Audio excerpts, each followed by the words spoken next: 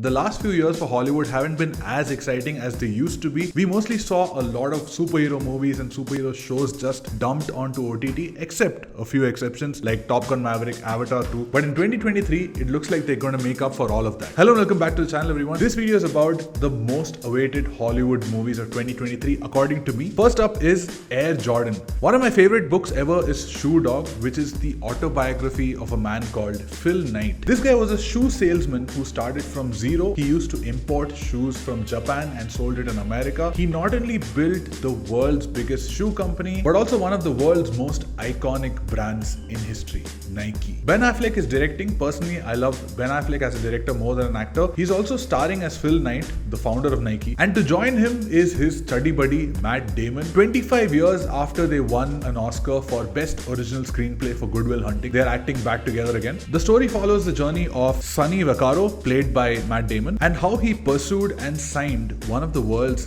greatest living athletes, Michael Jordan, for Nike. This is extra special for me because I'm also a wannabe sneakerhead like millions of other people, and this is the best time in history for this movie to drop. Killers of the Flower Moon, the 6th collaboration between Martin Scorsese and Leonardo DiCaprio, the 10th collaboration between Scorsese and Robert De Niro, plus a series of murders. That's it. I need nothing more to be sold on the story. The next film has an unbelievable story which has got unexpected amount of hype in the last few months. Cocaine Bear. Just listen to the plot of the film and then you'll know what I'm talking about. After ingesting a duffel bag full of cocaine, an American black bear goes on a murderous rampage in a small Georgia town. Beth, we should go.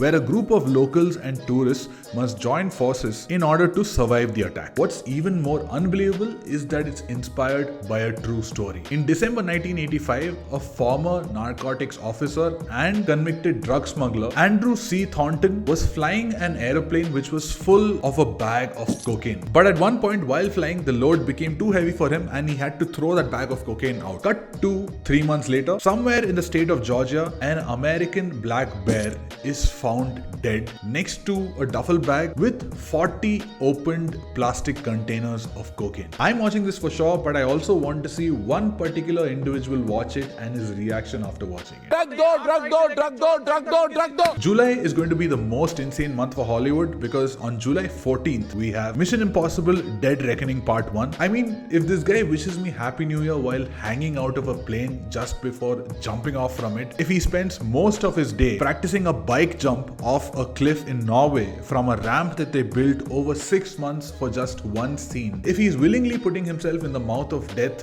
if you don't open your parachute, you're not gonna make it. just to give us a few moments of ecstasy, what else can I say but shut up and take my money? And then on July 21st, we have the weirdest clash between two completely opposite movies. First up is Barbie. Fully grown adult men are willing to empty their bank account just to watch this movie on the first day, to watch a movie about dolls, because it's more than just about dolls. Right from the first stills of Margot Robbie and Ryan Gosling in this bubblegum universe to that hilarious teaser which is actually a parody of 2001 A Space Odyssey by Stanley Kubrick. After a long time, I'm seeing Hollywood try something so quirky, so new, so fresh and out there. And all the credit goes to Greta Gerwig. She's a great actress but an even greater filmmaker. She's made some amazing films like Lady Bird and Little Women. I love those movies and I really can't wait to enter her twisted new universe. The other movie to release on the same day, Oppenheimer, directed by the man who hates visual effects so much that in order to make a movie about the creator of the atomic bomb, he staged an actual nuclear explosion. Who else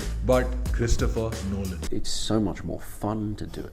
I'm a Nolan fan by myself and I've loved everything right from the Dark Knight trilogy to The Prestige to Inception to Interstellar, one of my favorite films of all time. I didn't like Dunkirk at first, but I loved it the second time, and I hated Tenet with a vengeance. I still hate it, but it looks like he's going to redeem himself with probably one of his best, most moving works of his career. If you're equally excited for these two movies, let me know which movie you're going to watch first on the first day, because even I'm I'm confused. John Wick Part 4. Keanu Reeves is reportedly one of the nicest celebrities on the planet, and to see him as a former assassin take revenge for someone killing his dog, seeing him murder his enemies with a pencil, which is just one of the top tier action sequences over 3 amazing, incredible action films. How can I not be excited for the 4th one? And finally, Spider-Man Across the Spider-Verse. I generally don't like superhero movies because most of them feel the same. Of course, there are exceptions like the earliest Spider-Man movies from the 2000s, the Dark Knight series, Iron Man 1, Thor Ragnarok, but the most special of them all, at least for me, is Spider-Man Into the Spider-Verse. If a movie can be fun and art at the same time, it's this one. I love the idea, I love the tone, the animation style is just so unique. It's like you're swimming through a comic book. And then when I heard that there's a sequel coming which happens over 6 dimensions with 240 characters and over 1,000 animators working on it, plus an Indian Spider-Man thrown in, first day, first show. A few more special mentions.